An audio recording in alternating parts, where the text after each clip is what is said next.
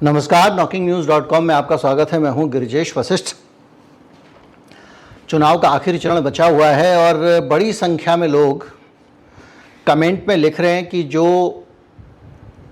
संख्या सामने आ रही है और जो बातें हो रही हैं, जैसे मेरा अनुमान है कि अधिकतम बीजेपी को 250 सीटें मिल सकती हैं। तो ऐसी स्थिति में क्या होने वाला है? जब मैं ये कहता हूं तो बहुत सारी टिप्पणियां आती हैं जिसमें लोग कहते हैं आपको खुशफहमी है, आप खुश हो लीजिए। कोई कहता है 4 तारीख तक खुश हो लीजिए, 4 तारीख के बाद दूध का दूध पानी का पानी हो जाएगा। बहुत सारे लोग, उसमें कई लोग ये भी कह रहे हैं आप मनगढ़ंत बोल रहे हो, कई लोग कुछ बोल रहे हैं। ऐसी स्थिति में आप अपने दर्शक को नज़रअंदाज नहीं कर सकते, भले वो आलोचक है या प्रशंसक है। तो कुछ तर्क आ रहे हैं और उन तर्कों में एक तर्क ये है कि साहब पिछली बार 2019 से आप ये तो बता रहे हो कि इतनी सीटें कम हो जाएंगी, उतनी सीटें कम हो जाएंगी, लेकिन आप ये नहीं बता रहे हो कि उन सीटों में पिछली बार जीत का अंतर कितना था।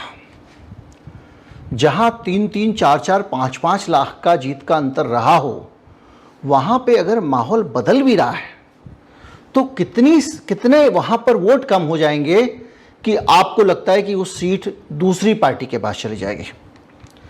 ये एक तर्क आजकल चल रहा है। ज़्यादातर लोग जहाँ पर चैनलों पे, दूसरी जगहों पे, और जो समझदार लोग भी हैं वो जब डिस्कस कर रहे हैं तो सबसे पहले ये आंकड़ा वो सामने रखते हैं। वो कहते हैं ठीक है, आपकी बात सही है, 2019 वाला माहौल नहीं है। आपकी बात ये भी सही है कि एंटी इनकम्बेंसी है। आपकी बात ये भी सही है कि मोदी जी से लोग उतने खुश नहीं हैं। बेरोजगारी की समस्या है, महंगाई की समस्या है। आपकी बात, सारी बात सही है, लेकिन ये कितने हद तक असर डाल सकते हैं? क्योंकि आप जो कंपेयर कर रहे हैं वो 2019 से कर रहे हैं। आज जो बीजेपी के पास सीटें हैं वो 2019 में उसने हासिल की थी। तो 2019 से आज के बीच में क्या अंतर आया? मान लीजिए कि पुलवामा और दूसरी चीज़ों के कारण, सर्जिकल स्ट्राइक के कारण एक जुनून बढ़ा। उस जुनून के कारण मोदी ने और बीजेपी ने कितनी सीटें एक्स्ट्रा हासिल कर ली थी जो इन 5 साल में कम हो जाएंगी। तो ये एक अपने आप में एक लॉजिकल बात है। एक बात ऐसी है जिस बात को आप हल्के से नहीं नकार सकते अगर आप तार्किक आदमी हैं तो।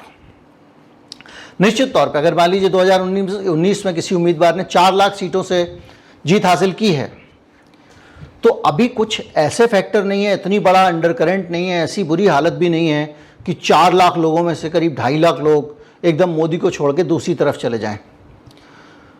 तब क्या होने वाला है? तो इस सिचुएशन को असेस करने के लिए मैंने फिर पूरा सारी की सारी सीटों के नतीजे 2019 के निकाले। एक एक्सेल शीट पे बैठा और मैंने कहा कि देखूं जरा कि कितनी सीटों पर क्या असर पड़ रहा है।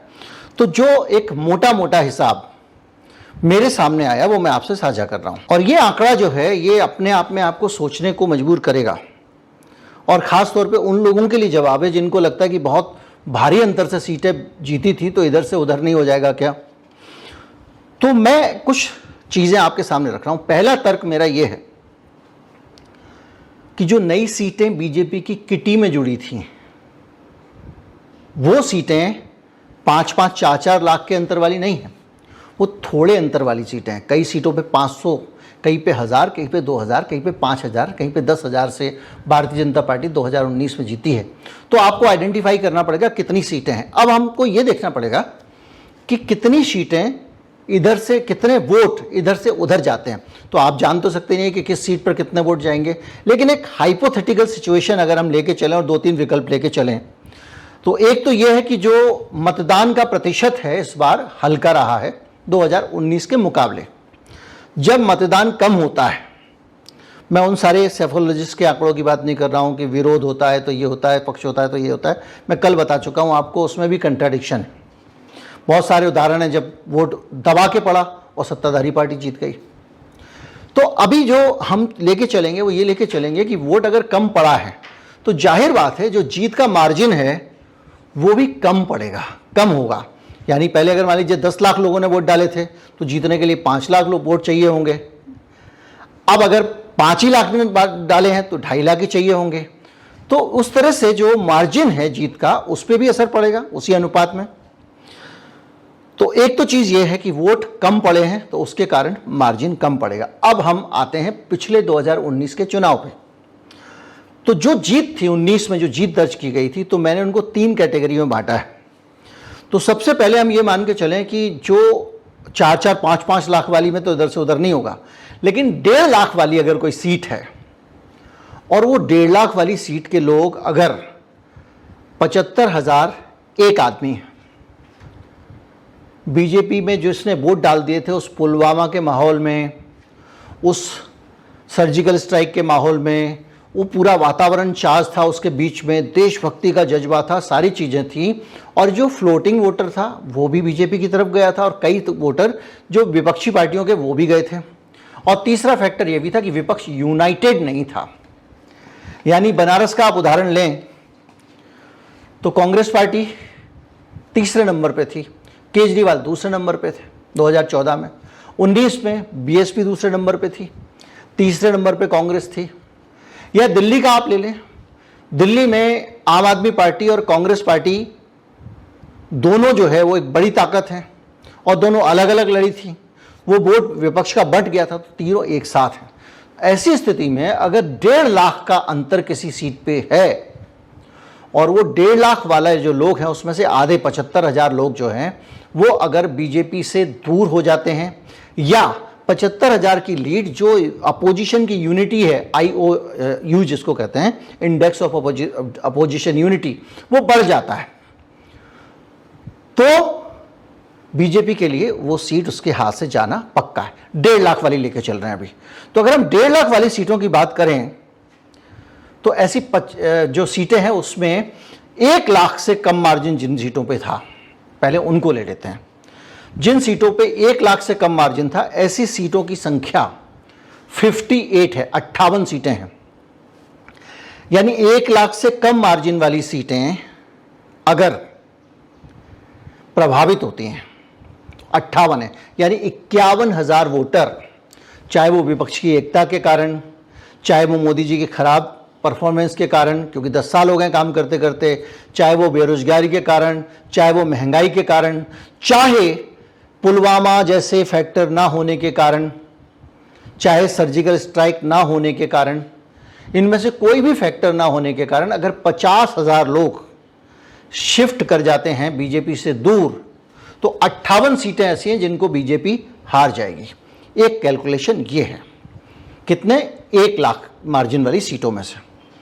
अब अगर 1.5 लाख मार्जिन वाली सीटें लें तो इसमें 25 सीटें और जड़ जाती हैं, यानी ये 77 सीटें हो जाती हैं। 77 नहीं, 58 और 25 जो है वो 82 सीटें, 83, तो 83 सीटें हो जाती हैं। अगर 1.5 लाख तक के मार्जिन वाली सीटें लेते हैं और उसमें से 75,000 लोग बीजेपी से अलग जाते हैं तो बीजेपी 83 सीटें लूज करेगी।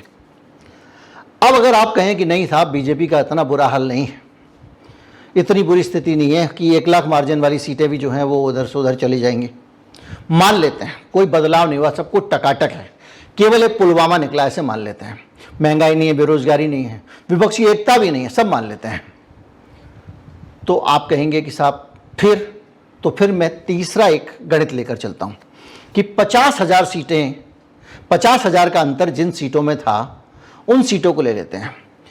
तो जो 50,000 से कम अंतर वाली सीटें हैं वो भी 32 सीटें, 32, यानी 50,000 से, यानी 25,000 वोटर। इन सारे फैक्टर्स को भी अगर आप मिला लें और बीजेपी से दूर चला जाता है, 32 सीटें उसके हाथ से निकल जाएंगी। तो बीजेपी के पास कितनी सीटें थी? 303 सीटें, यानी बुरी से बुरी हालत में, सबसे खराब हालत मान के चलिए, उसमें अगर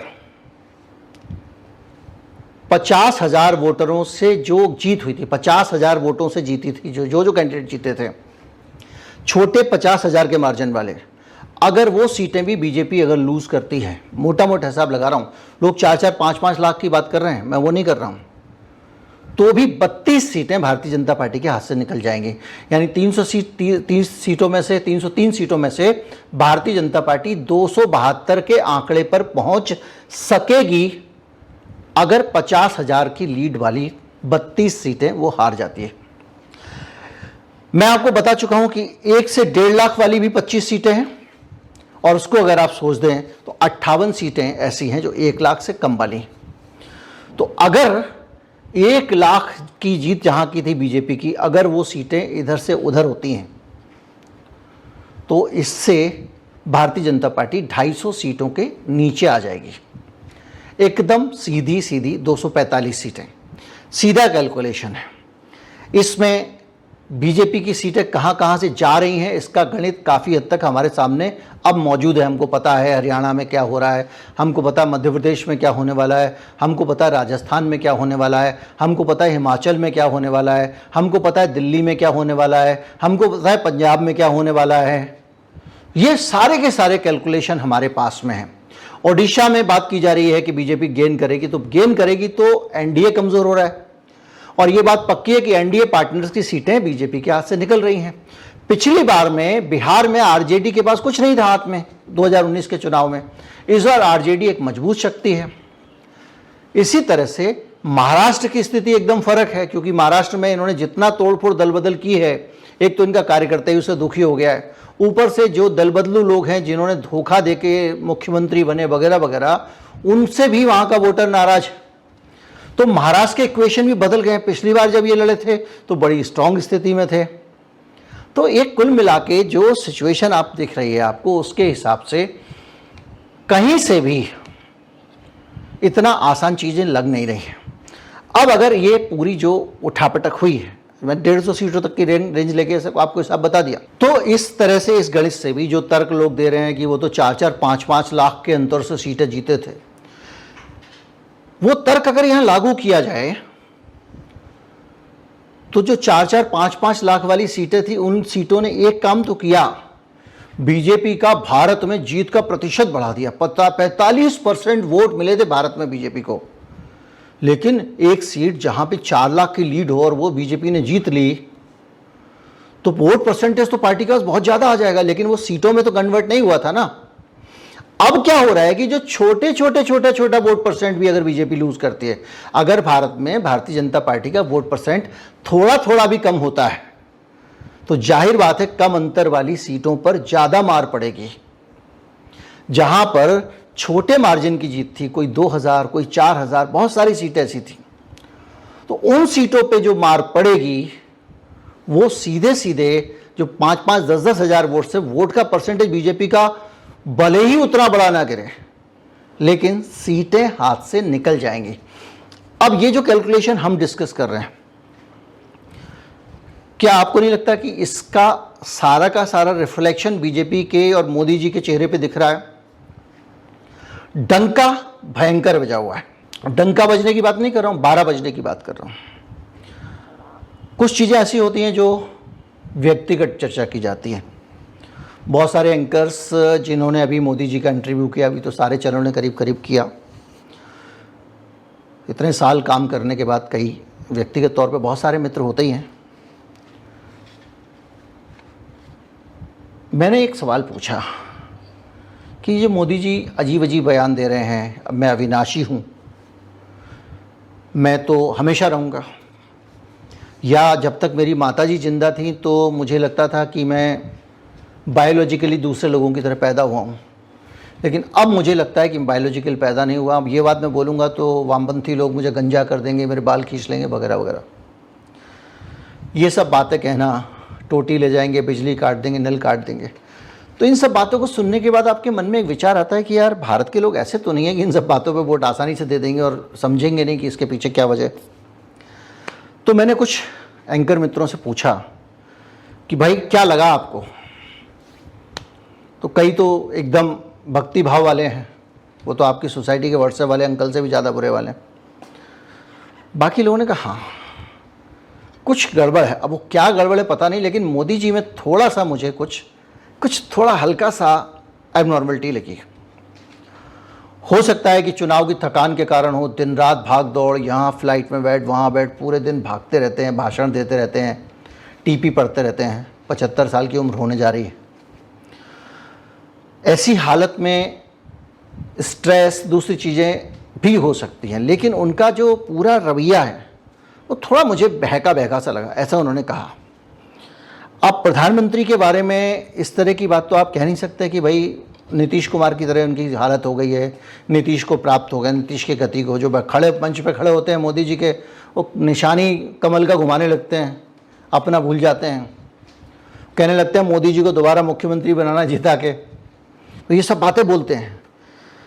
तो ये मोदी जी के बारे में तो आप ऐसे नहीं कह सकते, जाहिर बात है। हालांकि उनके बयान, उनकी बाकी चीज़ें, गाजीपुर को गांजापुर बोल दिया, कभी कुछ, बहुत सारे वीडियो आपके सामने आते रहते हैं, आप देखते रहते हो। एक में तो थोड़ी सी बहन की गाली भी उनके मुंह से निकल गई, गुजराती वीडियो है, मुझे नहीं पता नया है पुराना है कहाँ का है, या हो सकता है कि वो डॉक्टर्ड हो, क्योंकि मैंने उसको चेक नहीं किया, वो सोशल मीडिया पे देखा। लेकिन उस वीडियो को छोड़ भी दें तो मोदी जी के जो भाषण है ना, वो अपने आप में बयान कर रहे हैं, इंटरव्यू में जो वो बातें कर रहे हैं वो बयान कर रहे हैं, तो गड़बड़ तो है। अब वो गड़बड़ जो है वो हो सकता है कि ये जो नतीजों की खबरें आ रही हैं इसके कारण हो, क्योंकि उन्होंने एक बयान और भी दिया है। उन्होंने बयान दिया है कि भाई परमानेंट दुश्मनी किसी से व्यक्तिगत नहीं होनी चाहिए राजनीति में सबसे संबंध अच्छे रखने चाहिए, सब लोग मेरे अच्छे मित्र हैं, मेरी सबसे अच्छी मित्रता है, सबसे अच्छे संबंध हैं। अब पता नहीं कैसे अच्छे संबंध उठा के लोगों को जेल में डाल रहे हैं, कह रहे संबंध अच्छे हैं। सुप्रिया श्रीनेत ने इस पर कमेंट किया है, उन्होंने कहा है कि ये एग्जिट पोल का रुझान है जो मोदी जी की बातों में दिखाई दे रहा है, ये सबसे बड़ा एग्जिट पोल है कि किस तरह से मोदी जी की विदाई दिखाई दे रही है। तो ये जो देख रहे हैं, ये नतीजे जो दिख रहे हैं, ये एनालिसिस जो दिख रहे हैं, सारे एनालिसिस, अब एक एनालिसिस खिलाफ जा रहा था मेरी सारी एनालिसिस के, मैंने पहले आपको सारे बहुत डिटेल बता चुका हूँ।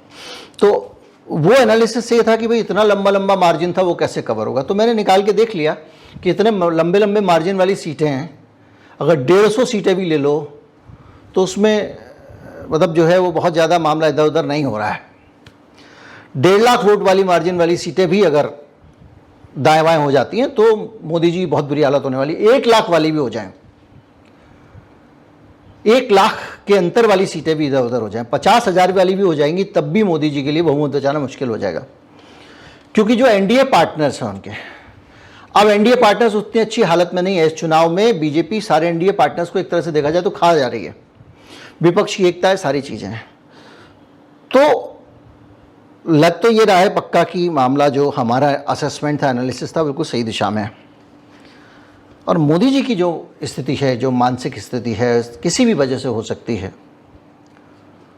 उसको देखते हुए एक सवाल और बड़ा मन में आता है, और बड़ा जेन्युइन सवाल है, किसी भी आदमी के मन में आएगा, मेरे भी आ रहा है, कि इस तरह की स्थिति में, इस तरह की हालत में, इस तरह की बहकी बातों के साथ में, इस तरह की बातें करते हुए कि बिजली का कनेक्शन काट लेंगे, आपके 2 बकरी है तो 1 ले जाएंगे, ये क्या 5 साल और मानसिक स्थिरता के साथ देश को चलाने की हालत में होंगे? ये बड़ा सवाल है, बार बार मेरे मन में आता है। अब इसका उत्तर कई तरह से, या फिर ये हो सकता है कि भाई मोदी जी जो हैं उनका पूरा का पूरा उपयोग अब कर लिया गया है। जो लोग भी मोदी जी को हैंडल करते हैं या मोदी जी को नीतिकार हैं, रणनीतिकार हैं, आरएसएस को मान लीजिए, या और भी कई, हम कभी कभी ये भी मानते हैं कि कुछ शक्तियां विदेश से भी बढ़ के हैं। तो वो जो शक्तियां हैं वो मोदी जी को इस चुनाव में पूरी तरह से इस्तेमाल कर लेना चाहती हैं, क्योंकि कैसी भी दशा हो, आज मोदी जी को हटा दें, बीजेपी माइनस मोदी जो है, तो मामला 0/0 सन्नाटा ही है, क्योंकि दूसरे नेता को किसी को सामने रखेंगे, उसकी छवि बनाने में भी 4-5 साल लगते हैं। तो इस बार उन सारी विपरीत परिस्थितियों के बावजूद, जैसा कि नीतीश हैं, वो तमाम सारी चीज़ों के बावजूद वो कुछ भी बोलते रहे, कहीं पे किसी को भी पकड़ लेते हैं, कुछ भी कर देते हैं, उसके बावजूद मोदी जी उनको लेके चल रहे हैं ना, क्योंकि नीतीश वोट दे सकते हैं। उसी तरह कुछ लोग मोदी जी को लेके चल सकते हैं कि भैया ये चुनाव निकाल दें, कैसी भी स्थिति है, किस तरह से सोचते हैं, कोई भी बातें करते हैं, कुछ भी है, जो भी है, लेकिन उसके बावजूद हम उनको इस चुनाव में जितना इस्तेमाल कर सकते हैं कर लें। और फिर जब ये चुनाव निकल जाएगा उसके बाद हम देखेंगे कि हमको उनकी जगह किसको बिठाना है, क्योंकि फिर 5 साल के लिए तो बीजेपी को मैंडेट मिल ही गया। तो जो वो बात चल रही है कि 2 साल बाद रिटायर करके अगले साल से अमित शाह को बना देंगे, ये बना देंगे, तो वो सारी जो चीज़ें हैं वो भी कहीं ना कहीं असर डालती हैं, उसमें अमित शाह बन पाएंगे या नितिन गडकरी खेल कर देंगे, वो अलग अलग मसले हैं। लेकिन जो भी है, अब ये जो एक आखिरी तर्क था जो बार बार आता था कि बहुत मार्जिन है, तो जो लोग कमेंट करते हैं नेगेटिव, उनको समर्पित करते हुए मैंने ये कैलकुलेशन निकाला है। तो अब ये अलग बात है कि मोदी जी का एकदम जादू चल गया हो, अंदर ही अंदर लोग कह रहे हो चाहे जो कुछ हो जाए मोदी को जिताना है, तो अलग बात है, वरना मुश्किल है। और वो मुश्किल हर जगह दिखाई दे रही है, हर जगह रिफ्लेक्ट हो रही है। और हवालत ये है कि इनके जो बयानात हैं जिनकी मैं बात कर रहा हूँ, जल्दी जल्दी मैं लगा दे रहा हूँ, क्योंकि इंटरनेशनल मीडिया में भी अब भारत की काफ़ी हद तक थुक्का फजीयत मान लीजिए या कुछ भी कह लीजिए, वो हो रही है। क्योंकि बहुत जगहों पर ये मोदी जी के बयान प्रकाशित हो रहे हैं तरह तरह के, और यहाँ तक प्रकाशित हुआ है कि मोदी जी भारत के हर आदमी को ये बार बार याद दिलाना चाहते हैं कि तुमको जो फ्री में खाना मिल रहा है मेरी वजह से मिल रहा है। ये तक हेडलाइंस हैं। मुसलमानों के साथ क्या रवैया है, इसको लेकर भी इंटरनेशनल मीडिया लिख रहा है। विश्व के मीडिया में मोदी जी का जो डंका बजने की बात होती है, डंका ऐसे बज रहा है एकदम कि किस तरह से लंका लग रही है। उम्मीद करता हूँ कि वीडियो आपको अच्छा लगा होगा और आपको काफ़ी से इंसाइट्स मिली होंगी। अगर मिली हो तो ज़्यादा से ज़्यादा लोगों तक पहुँचाएं, चैनल को सब्सक्राइब कर लें। नमस्कार, जय हिंद।